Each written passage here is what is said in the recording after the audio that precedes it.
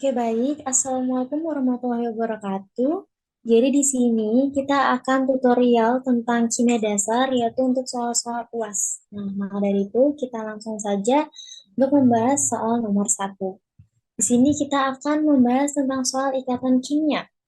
Jadi, gambarkan struktur Lewis dari senyawa berikut, yaitu OF2 dan NCl3. Step pertama yang harus kita lakukan adalah kita cari dulu nih atom pusatnya siapa. Untuk OF2, di sini O-nya cuma satu, sedangkan F-nya itu dua.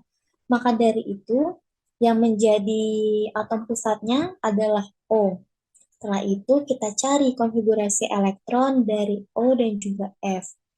Nah, untuk O sendiri, nomor atomnya itu adalah 16, maka untuk konfigurasi elektronnya adalah 2, 8, dan 6. Sedangkan untuk F memiliki nomor atom 9, maka konfigurasi elektronnya adalah 2, 7. Setelah kita dapat, kemudian kita gambar. Di sini O. O-nya kan sini cuma punya 6 nih, jadi kita gambar 1, 2, 3, 4, 5, 6. Sama. Yang F-nya itu 7. Jadi di sini 1, 2, 3, 4, 5, 6, 7. Kemudian karena dia punya 2, kita gambar lagi di sisi sebelah kanan sini. 1, 2, 3, 4, 5, 6, 7. Kita lihat. Di sini si O-nya cuma punya 6 elektron. Maka dari itu dia butuh 2 lagi nih. Maka dia ngambil satu elektron di sisi sebelah kiri F, kemudian satu elektron di sisi sebelah kanan F. Maka dari itu, kita hitung 1, 2, 3, 4, 5, 6, 7, 8. Maka O di sini sudah stabil. Kemudian untuk yang F, sini kan dia cuma punya 7 nih. 1, 2, 3, 4, 5, 6, 7. Berarti dia butuh satu lagi agar stabil. Maka dari itu gambarnya seperti ini. Dan sama, untuk sebelahnya juga seperti itu. Kemudian untuk NCl3, di sini N cuma satu, sedangkan Cl3 itu ada 3. Maka dari itu yang menjadi atom pusatnya itu adalah N. Nah, setelah itu kita cari nih konfigurasi elektron dari NCl3. Kita tahu bahwa nomor atom dari N itu adalah 7, maka konfigurasi elektronnya itu 2, 5. Sedangkan untuk Cl memiliki nomor atom 17.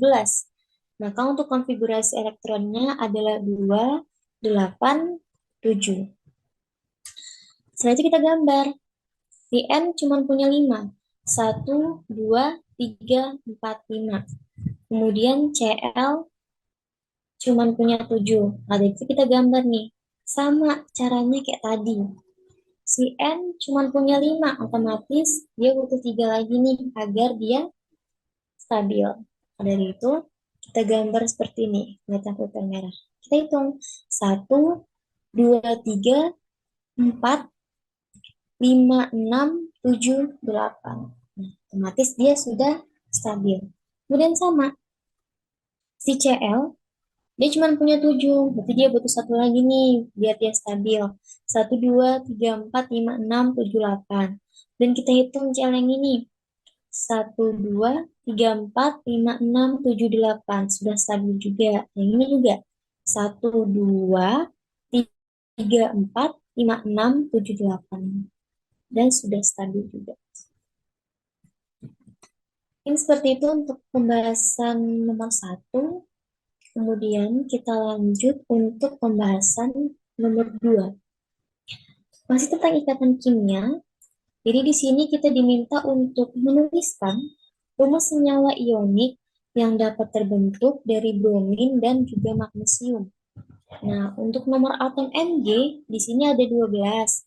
Kemudian untuk nomor atom Br-nya di sini ada 35. Lanjut ke tutorialnya. Untuk step pertama, kita cari dulu nih konfigurasi elektron. Kan udah diketahui nih nomor atom dari Mg dan Br itu berapa. Setelah itu, kita tentukan siapa yang melepas atau siapa yang menerima elektron tersebut. Nah, untuk Mg, kita cari konfigurasi elektronnya. Dipoleh 2, 8, 2. Nah, agar dia stabil, otomatis dia harus ditambah dengan 6 elektron lagi. Nah, setelah itu kita lihat dulu nih ke bromin. Itu konfigurasi elektronnya ada 2, 8, 18, dan juga 7. Nah, kira-kira si Mg ini lebih mudah melepas 2 elektron. Nah, maka dari itu kita tentukan bahwa Mg itu melepas 2 elektron dan Br itu menerima 1 elektron. Setelah itu kita bisa tulis reaksinya menjadi Mg menjadi Mg2 plus ditambah 2 elektron. Kemudian Br ditambah 1 elektron menjadi Br min. Kemudian kita lihat, oh ternyata di sini elektronnya masih beda. Maka dari itu, si Mg kita kalikan dengan 1 dan Br-nya kita kalikan dengan 2 agar elektronnya sama.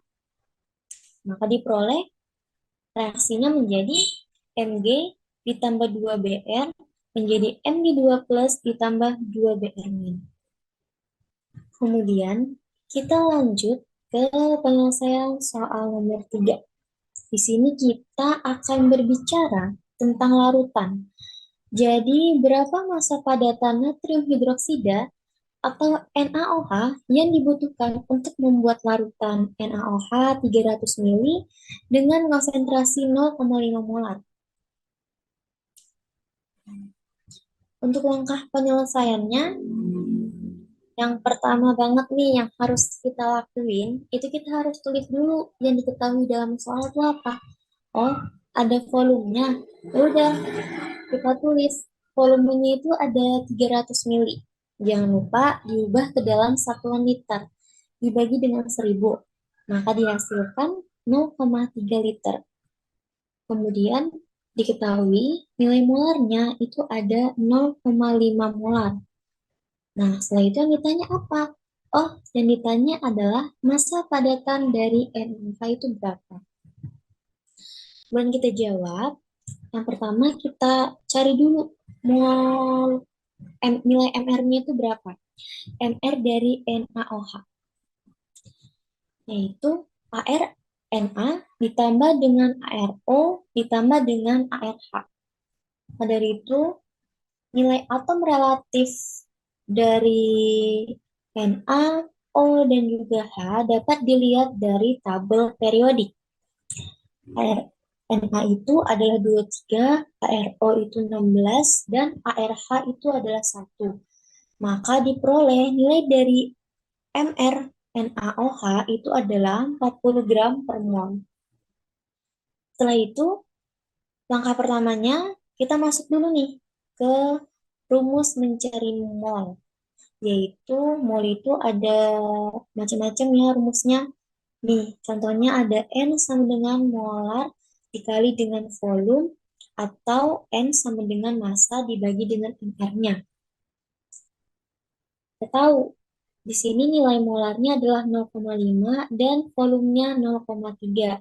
Maka nilai molnya di sini adalah 0,15 mol. Setelah itu kita masuk ke dalam rumus mol sama dengan massa dibagi dengan mR. Dari itu didapat nilai massanya itu adalah 6 gram. Jadi massa padatan dari NaOH didapatkan sebanyak 6 gram. Kemudian kita lanjut ke soal nomor 4. Di sini kita akan membahas tentang stoikiometri. Jadi berapa massa produk yang dihasilkan dari reaksi antara propana sebanyak 22 gram dan 3 mol O2 menghasilkan karbon dioksida dan uap air.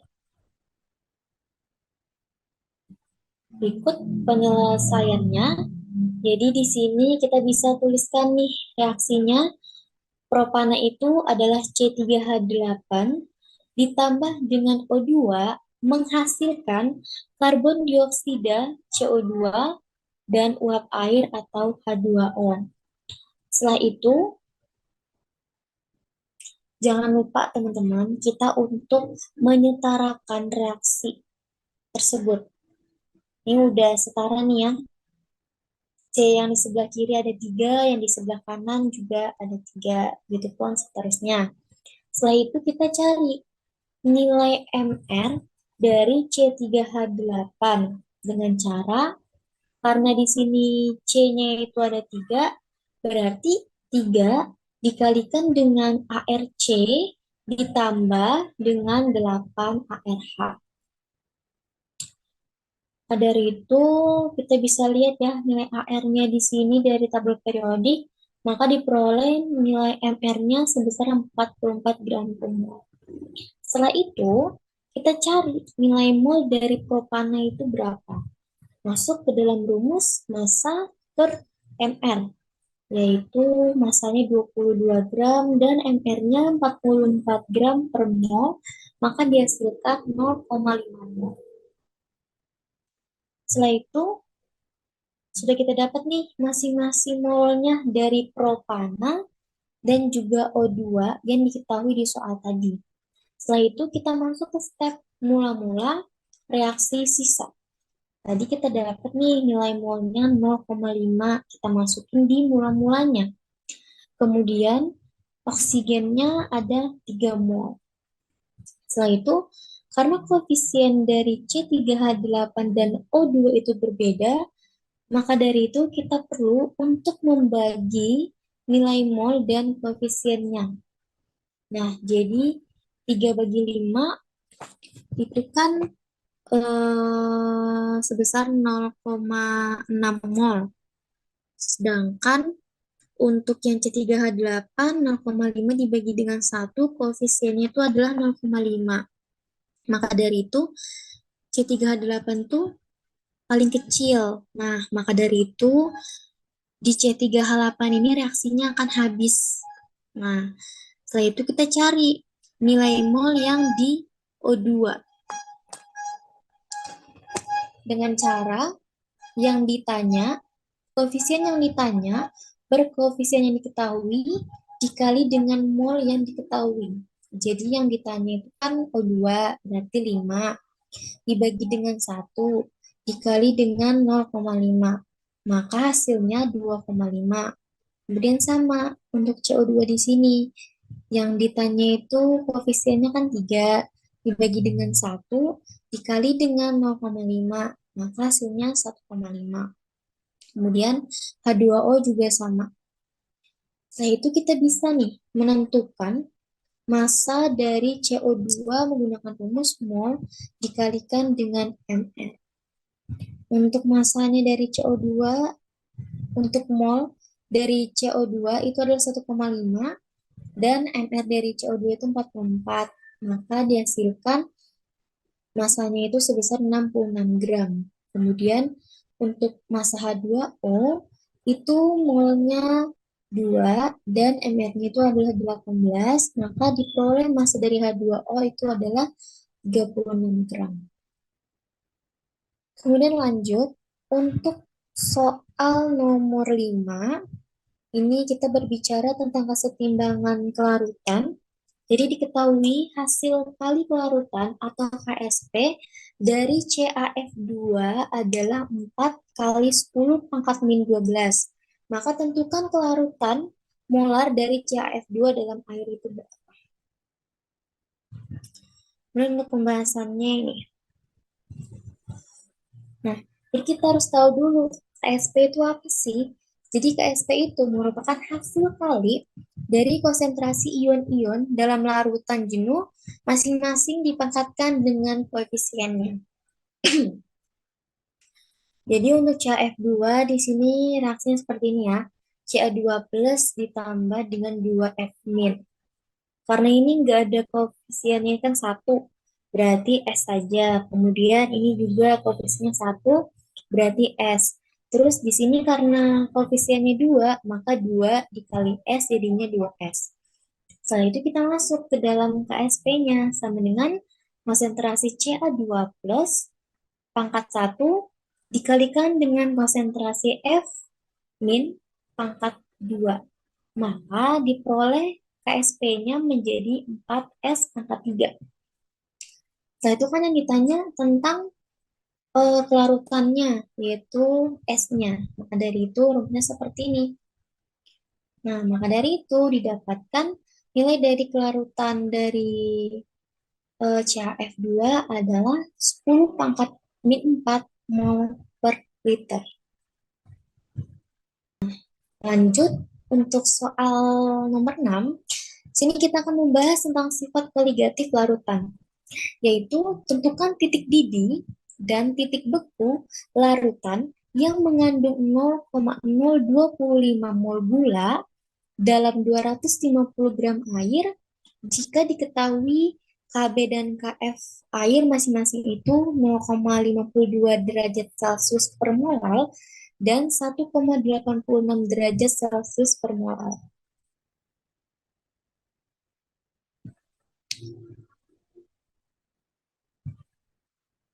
Jadi untuk pembahasannya seperti ini, kita tulis dulu yang diketahui dalam soal itu apa, yaitu ada Kb-nya ya sebesar 0,52, Kf-nya 1,86, kemudian ada molnya dengan sebesar 0,025 mol. Nah, kita tahu nih, titik didih itu berada di 100 derajat Celcius dan titik beku berada di 0 derajat Celcius. Setelah itu, kita cari molalitas gula, yaitu M sama dengan N per massa air, yaitu molnya sebesar 0,025 dibagi dengan massa airnya adalah 0,25, maka molalitas gula sebesar 0,1 molar. Kemudian kita cari titik didih menggunakan rumus delta TB sama dengan KB dikalikan dengan M, apa molar. KB-nya diketahui, molalnya juga udah diketahui.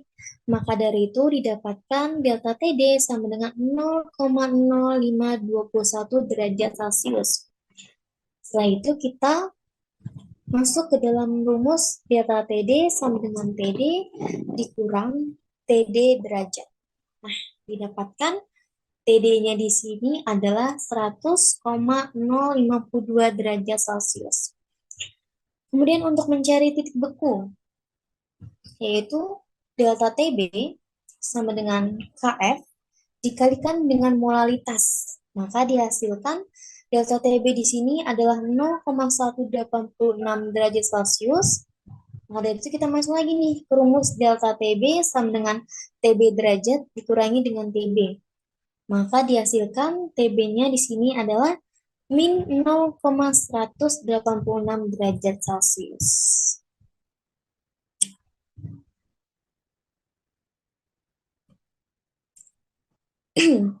Masih berbicara tentang sifat koligatif larutan, untuk soal nomor 7 ini sebanyak 30 gram senyawa A ditambahkan air hingga volume akhirnya itu 2,4 liter pada suhu 10 derajat Celcius. Kemudian tekanan osmotiknya diketahui itu 1,02 atm. Tentukan massa molekul relatif senyawa A tersebut berapa. Nah, langkah awalnya nih, kita tulis dulu apa ya kira-kira yang diketahui dalam soal itu. Jadi untuk tekanan osmotiknya nih diketahui 1,02 atm. Kemudian suhunya, oh iya suhunya 10 derajat Celcius. Jangan lupa diubah ke Kelvin dengan menambahkan 273,15. Jadi hasilnya 283,15 Kelvin. Kemudian volumenya diketahui sebesar 2,4 liter dan masanya sebesar 30 gram. Kemudian yang ditanya itu MR-nya berapa.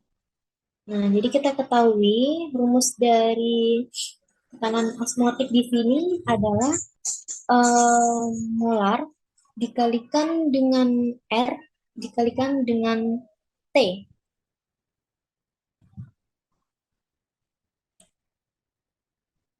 Setelah itu, molar ini kita pecah lagi nih rumusnya menjadi mol per V dikali R dikali dengan T. Terus kita pecah lagi nilai dari rumus dari mol, yaitu massa dibagi dengan mR. Jadi rumusnya itu menjadi tekanan osmotik sama dengan massa dikali dengan R dikali dengan T per mR dikalikan dengan V.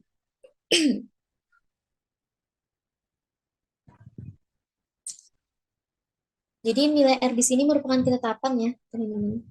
Jadi tekanan osmotiknya di sini itu adalah 1,02 atm sama dengan masanya 30 gram dikali dengan 0,08205 dikali dengan suhunya 283,15 dibagi dengan mR dikali dengan 2,4.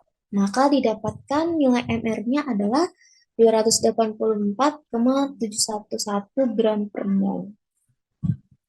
Kemudian lanjut ke soal tentang kinetika kimia. Diketahui nih, ada konsentrasi dari I2 yang bertambah dari 0,001 mol per liter menjadi 0,005 mol per liter dalam waktu 13 detik. Berapakah laju reaksinya? Baik, untuk pembahasannya sendiri, ini ada rumusnya ya. Untuk laju reaksi dilambangkan dengan R sama dengan delta A per delta T. Kita tahu untuk delta A-nya sendiri adalah 0,005 mol per liter dikurang dengan 0,001 mol per liter per 13 detik. Maka didapatkan laju reaksinya adalah 0,0003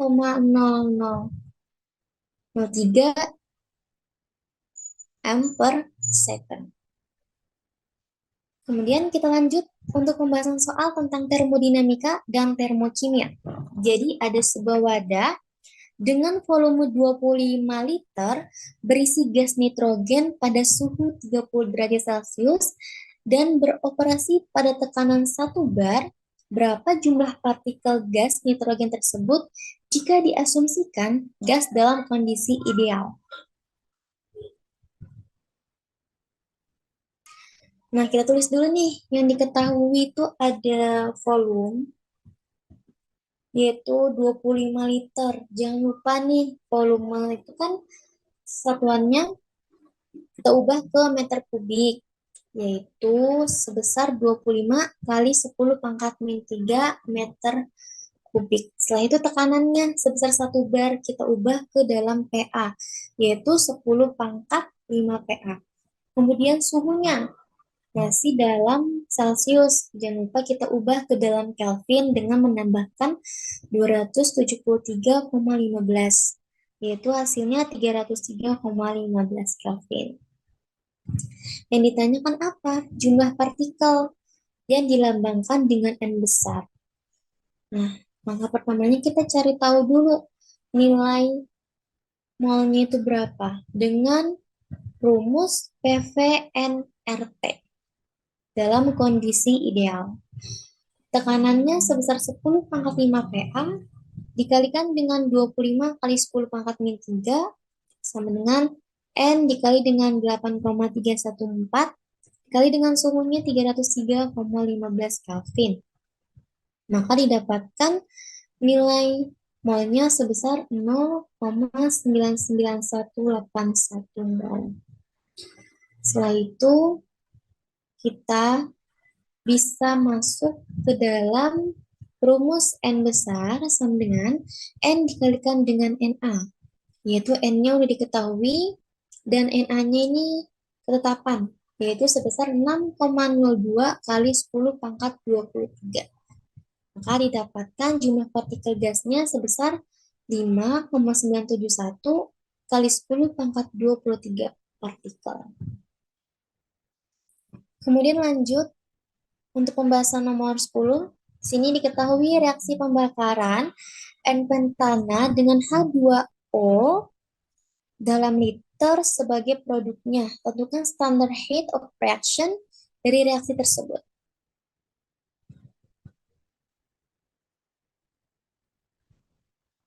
Oke, jadi ini reaksinya ya. Pentana itu adalah C5H12 ditambah dengan 8O2 menjadi 5CO2 ditambah 6H2O. Jadi ini merupakan reaksi pembakaran dengan delta HF itu C5H12 itu adalah min 173 kJ per mol dan delta HF-nya ini O2 itu sama dengan 0 karena O2 ini unsur jadi nilainya 0. Kemudian untuk delta HF CO2 itu min 393,5 kJ per mol dan delta HF H2O itu min 285,84 kJ per mol. Nah, untuk penyelesaiannya di sini delta HR itu produk dikurang dengan reaktan. Jadi produk itu selalu berada di sebelah kanan, sedangkan reaktan itu berada di sebelah kiri. Nah, kita tahu produknya itu adalah CO2 dan H2O. Jangan lupa dikalikan dengan koefisiennya. Kita tahu berarti 5 dikali dengan delta HF CO2 ditambah dengan 6 dikalikan dengan delta HF H2O dikurangi dengan delta HF C5H12 ditambah dengan 8 dikali delta HF O2. Maka dari itu diperoleh nilai delta HR-nya adalah min 3.509 kilojoule. Kemudian lanjut ke pembahasan tentang nomor 11 ini, suatu zat bermasa 200 gram dipanaskan dari suhu 20 derajat Celcius menjadi 80 derajat Celcius dan memerlukan panas sebesar 6 kali 10 pangkat 4 Joule, maka tentukan kalor jenis zat tersebut. Nah, untuk stepnya kita tulis dulu yang diketahui itu ada masanya sebesar 200 kilogram. Itu jangan lupa kita ubah ke gram, yaitu sebesar 0,2 kilogram. Kemudian delta T-nya itu adalah 60 derajat Celcius dan kalornya adalah 6 kali 10 pangkat 4. Yang ditanyakan itu adalah C-nya berapa. Kita masuk ke dalam rumus kalor yaitu MC delta T. Di mana Q-nya adalah 6 kali 10 pangkat 4 Joule sama dengan 0,2 kilogram dikali dengan C dikali dengan delta T-nya 60 derajat Celcius. Maka dari itu, nilai kalornya sama dengan 5.000 Joule per kilogram derajat Celcius. Jadi untuk soal selanjutnya, di sini kita akan membahas tentang elektrokimia. Arus listrik mengalir sebesar 0,75 ampere selama 20 menit ke dalam larutan CuSO4 menghasilkan 0,369 gram tembaga. Itulah massa molar dari tembaga. Yang pertama kita tulis dulu yang diketahui dalam soal itu ada arus listriknya sebesar 0,75 ampere, kemudian waktunya sebesar 20 menit, kita ubah ke dalam second atau detik dengan mengalihkan 60, maka waktunya menjadi 1.200 detik. Kemudian ada masanya, dalam elektrokimia itu beberapa literatur itu masanya dilambangkan dengan W atau F besar. Jadi sebesar 0,369 gram. Maka dari itu di sini ada reaksinya ya. CuSO4 menjadi CO2 plus ditambah SO4 min. Elektroda inert yaitu elektroda yang terdiri dari PT, HU, dan juga C. Maka dari itu kita bisa langsung masuk ke dalam rumusnya, yaitu W sama dengan MR dikalikan dengan arus listrik I dikalikan dengan T per M dikali dengan 96.500. Maka didapatkan nilai dari massa molarnya adalah 79,13 gram per mol.